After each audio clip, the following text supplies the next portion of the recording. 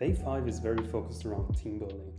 I'm sharing my thought process on starting up heroes in the early game when you are starting to get stuck. I also am starting to talk about the dream team, and I'm sharing a secret free-to-play character tip that you will definitely have access to, that I recommend should be one of, if not your first 10 star. And I actually end up using this character in the next days, as you will see. So I definitely recommend that you at least save the copies of this character. Okay, day 5 of the new account begins, and let's check out our daily rewards. Starting off with the 1000 summon, I actually decided yesterday to go for lore here because I was very sad I didn't do that before.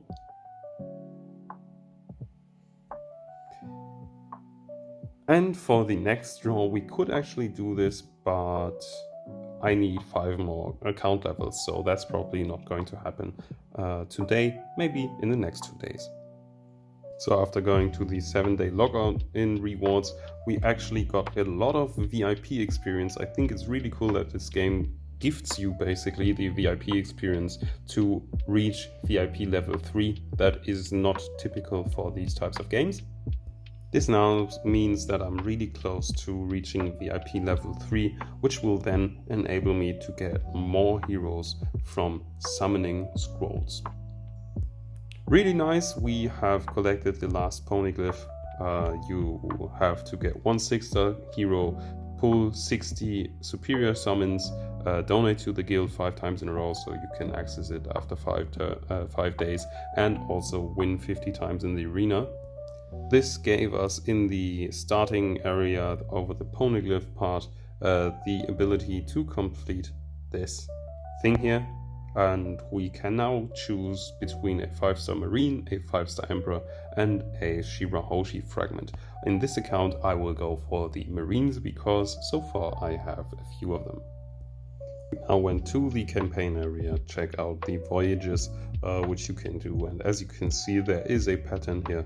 I'm usually going for either superior summons or for diamonds, beginning at the 60 diamond rewards. So yeah, and I also go for 4-star shards for emperors and marines. That's usually what I go for, as well as 5-star shards of any camp. Doing our diligence in the guild area, where we almost defeated the guild boss, so let's hope for someone from our team to finish the last 4% so that we can take another turn here.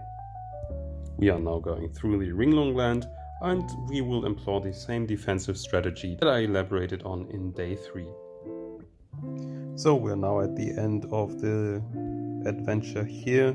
We have gone for mostly defensive skills, however at the end we chose to go for one that boosts attack or specifically damage when above 90% health, and I also have the venom because once you have enough defenses and you have enough heals, then you can start going for some of the offensive. By the way, I had just realized that I have 97 5-star random shards, so I was missing 3 that I then went on to buy those 3. If you have a lot of gems, then it makes sense to buy the 5-star random shards because they are actually very gem efficient. You need a lot of superior summon tickets to be guaranteed a 5-star, and since this is a game of chance and numbers, the numbers are better when you just go for the 5-star random shards. So let's go and pull the things that we have just gotten. We have now got 2 5-star random shards. Okay, so there's some straw hat food and some champ food. Good to know. Let's go for the 3 4-stars that we have here. Nice. Let's pull the 20 superior tickets.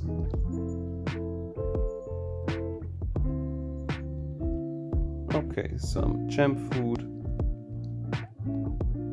And yeah, okay, so as you can see, that's what I mean.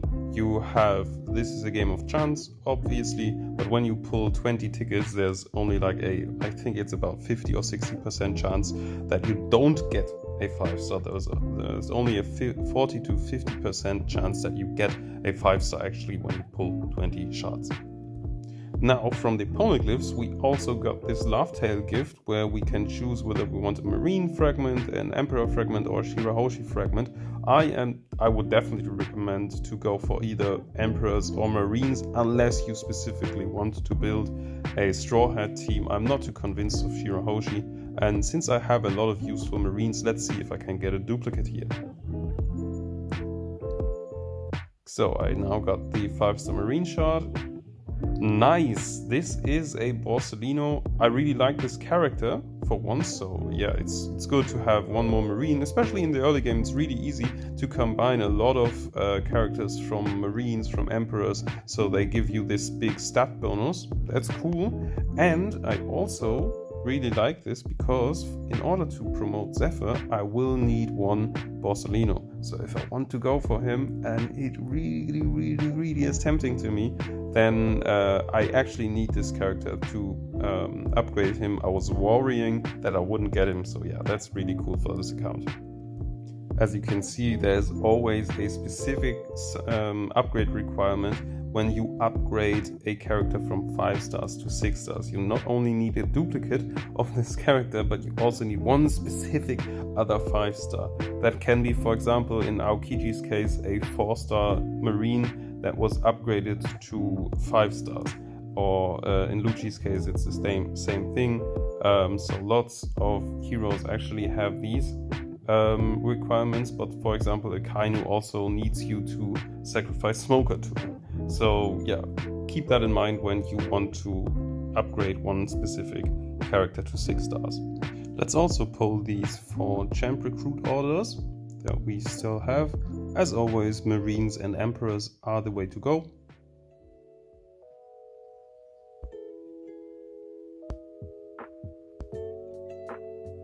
And nothing really came of it, but we already have 17 fame points. That's cool because in the prestige shop later on we will be able to target farm one of the desired characters, and that might be the Zephyr that we've already gotten some of the star up requirements for.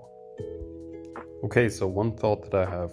I am now stuck again. I have hit the ceiling on what's possible in this account right now, and I am now tempted to upgrade characters. So there's a few things that you have to keep in mind. Number one, our Usopp wants to go to star level 8, but I will need a 6-star Straw Hat for this. One thing that's really unfortunate is if you don't check in the beforehand what you need.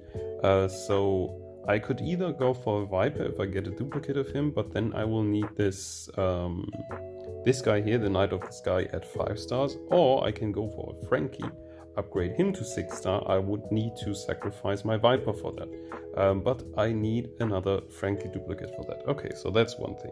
Another thing that I can do here is I could actually make Crocodile into a 6 star and have him be my new tank. I did that in my main account back in the day because I had no other tank. Right now I have an Akainu and I want to see which Marines I get duplicates of, because that is kind of the deciding factor on what you want to go with. I could right now upgrade Mr. 1 to 5 star and he would be the star up requirement for Crocodile. So I need this guy, Mr. 1, and 3 food characters from the camp, from the champ camp. So I'm not going to do this right now because I'm still undecided on what I want to do and I have time. It's not like I'm in a rush to do something, especially if you're free to play. You are not going to win all of the challenges in the beginning because there's going to be a handful of whales in your server who will outspend you and therefore progress much further and faster than you can. So be efficient with your resources. I also have this 3-camp combat pack where I can select one of these 3 heroes, so I can either go for Usopp, Enel or Ryuma. However, I am not using this right now because I don't need it. I'm satisfied with my team right now. And unless I get one copy of them, I'm gonna keep this. And if at some point I am very desperate for one 5-star character, either specifically of those 3 or just to sacrifice them, that's fine. If you do get this and you don't have a nice team, I would personally recommend going for Ryuma, because Ryuma is quite easy to get as a free-to-play player, and he's also very strong because of his abilities. If you go to the illustration tab, you can actually check him out.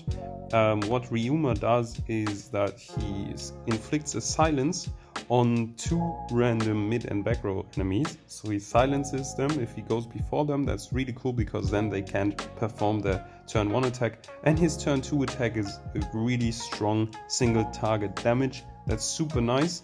And his passive is also very interesting, because if he's the fastest unit on your team, he just deals more damage. However, if he's the second fastest, or at least not the fastest, so anyone goes before him from your team, he actually turns into an AoE attacker and targets 1 additional unit. So for example, in his turn 1, he then not attacks 2 enemies, but actually 3 of them.